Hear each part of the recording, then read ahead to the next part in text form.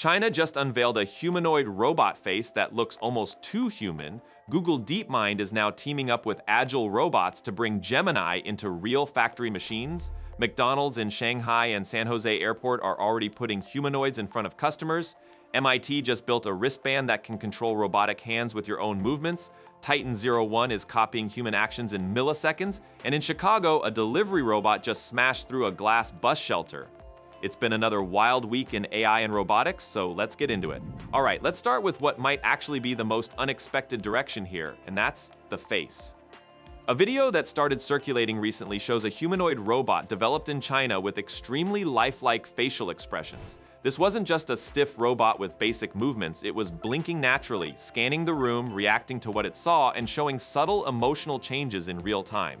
The clip came from Yuhong Hu, the founder of Showing Technology, and it picked up a lot of attention online because of how realistic it looked. For years, most of the focus in robotics has been on movement, strength, and industrial capability. Can the robot lift heavy objects? Can it walk properly? Can it operate in a factory? That's been the main benchmark.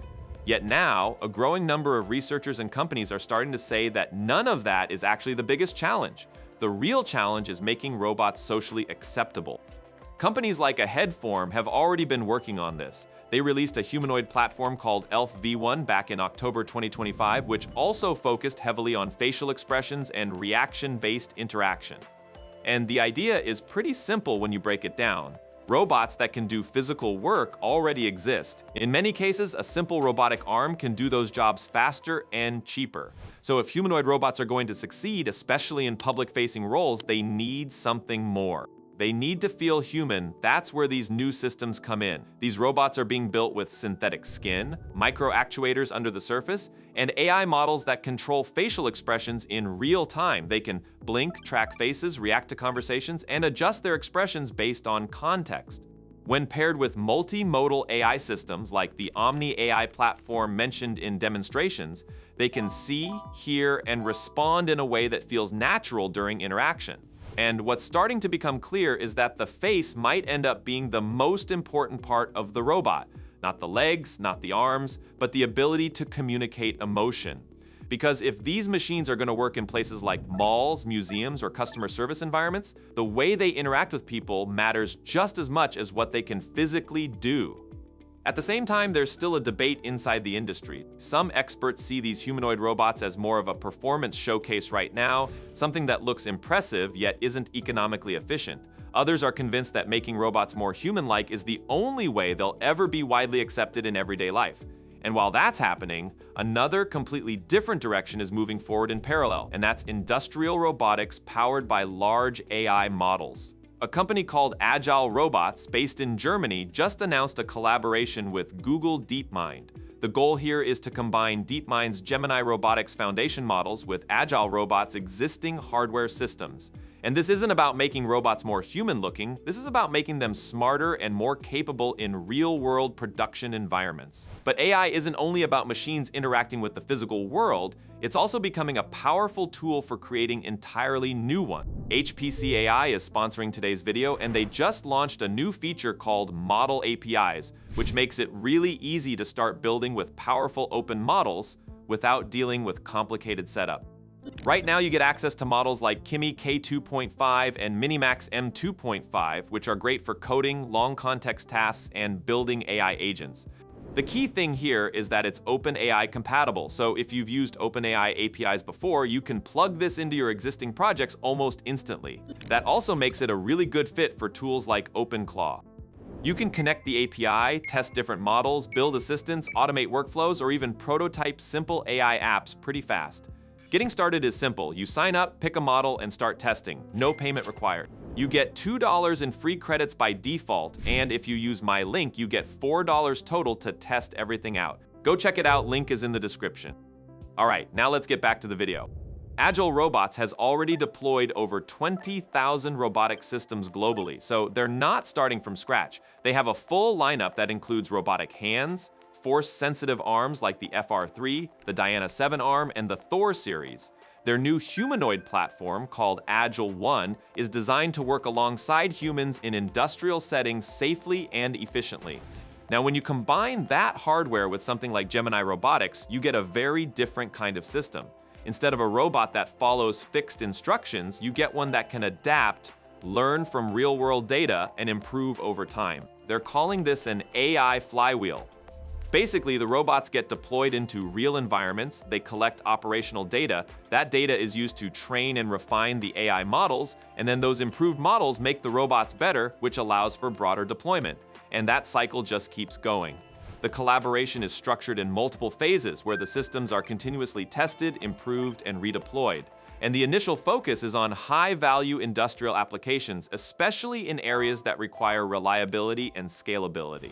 This also connects to a broader strategy from DeepMind. They've been expanding partnerships across the robotics space. Earlier this year, they announced work with Boston Dynamics to enhance the Atlas humanoid robot using Gemini models. They're also working with Apptronik on the Apollo humanoid platform, and Intrinsic Innovation has joined Google as a separate unit focused on robotics. So while one part of the industry is trying to make robots more human on the outside, another part is making them far more capable on the inside. And then you've got cases where both of these directions start showing up in real-world environments. For example, at San Jose Mineta International Airport, there's now an AI-powered humanoid robot named José operating inside Terminal B near Gate 24. This robot was developed by a startup called IntBot, and it's designed specifically for passenger interaction. It can greet travelers, answer questions, provide directions, and it supports more than 50 languages. That's a big deal in an international airport where people from all over the world are trying to navigate a complex environment. The robot uses a combination of perception, reasoning, and natural interaction to understand what people need and respond accordingly. And this is part of a 4-month pilot program to test how these systems perform in busy public spaces. City officials are looking at this as a way to improve customer experience, accessibility, and overall efficiency, especially with events like the FIFA World Cup expected to bring in large numbers of international visitors. At the same time, IntBot is framing this as part of a bigger shift toward what they call social intelligence in physical AI. The idea is that robots need to understand human intent, context, and behavior, not just follow commands. You're seeing something similar in China as well, where humanoid robots are already being used in customer-facing roles.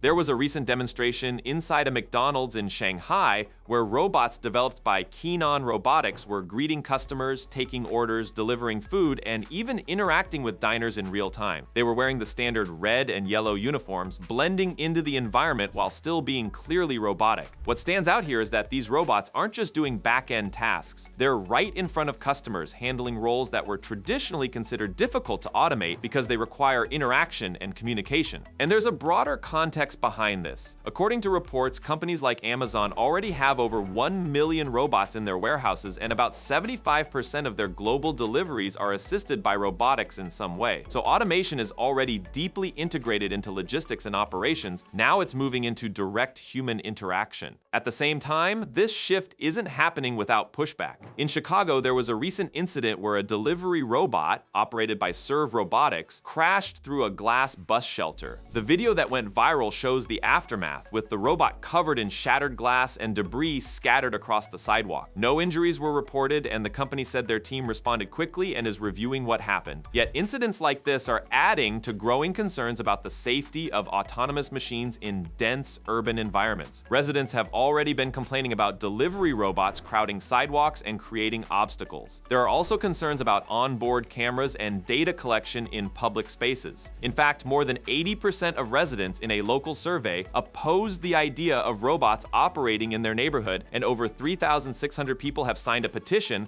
calling for a citywide ban. This isn't an isolated case either. In Miami, a delivery robot ended up on train tracks and was destroyed by an oncoming train. In Los Angeles, robots have been overturned or disabled by activists, and in one case, a robot entered an active police scene which caused confusion before it was identified as a false alarm. So while the technology is advancing quickly, the real-world integration is still messy. At the same time, there are also major advancements happening in how robots move and learn physical tasks. A Chinese startup called Westlake Robotics introduced a humanoid robot named Titan-01 powered by a system they call the General Action Expert, or GAE model. This model acts like a central coordination system similar to a cerebellum in the human brain. During a demonstration, a human operator wore a motion capture suit and performed actions like waving, turning, and kicking a ball. The robot mirrored those movements almost instantly, within milliseconds, matching everything from arm swings to step length with high precision. The system can also control multiple robots at the same time, with each one performing identical tasks in sync. And it's designed to adapt to different operators, meaning it can handle variations in movement without losing accuracy. One of the key features here is what they call the shadow function, where the robot essentially becomes a real-time physical extension of the human operator. This opens up possibilities for remote work, safer operations in dangerous environments, and much faster training compared to traditional programming methods. Instead of manually coding every movement, the robot learns by observing and replicating human actions. And that ties into another breakthrough coming out of MIT, where researchers developed a wearable ultrasound wristband that can track hand movements with extremely high precision. This device uses small ultrasound sensors to image the internal structures of the wrist, including muscles, tendons, and ligaments. It then uses AI to translate those internal changes into digital signals representing 22 degrees of freedom in the hand. So every finger movement, every subtle adjustment can be captured and translated in real time. The system was trained using thousands of data points, combining camera footage with ultrasound imaging to map internal muscle activity to specific hand positions. It was tested on 8 different volunteers and was able to accurately reproduce complex movements, including American Sign Language gestures and precise grips like holding a pencil or scissors. What's interesting is how this connects back to robotics. The wristband can be used to control robotic hands directly, essentially acting like a puppet system where your hand movements are mirrored by a robot in real time. It also has potential applications in virtual and augmented reality, where natural hand tracking is a major challenge. And then you've got the broader visibility of these systems increasing as well. At a recent AI summit at the White House, a humanoid robot appeared alongside Melania Trump, walking with her and greeting attendees in multiple languages. It was described as the first American-made humanoid robot to be presented in that setting. The event brought together representatives from 45 countries and focused on topics like AI in education, digital literacy, online safety, and the impact of technology on child development. There were also discussions about risks, including deepfake technology and the need for safeguards, especially for younger generations. Concerns about screen exposure and social media use were raised as well. The presence of the robot at the summit was mostly symbolic, yet it highlighted how quickly these systems are moving from labs into public and policy spaces. And when you look at all of this together, it becomes clear that robotics is no longer just one thing. All of these directions are moving forward at once, and the pace is only picking up. If you enjoyed this breakdown, drop a comment with your thoughts and subscribe for more. Thanks for watching, and I'll catch you in the next one.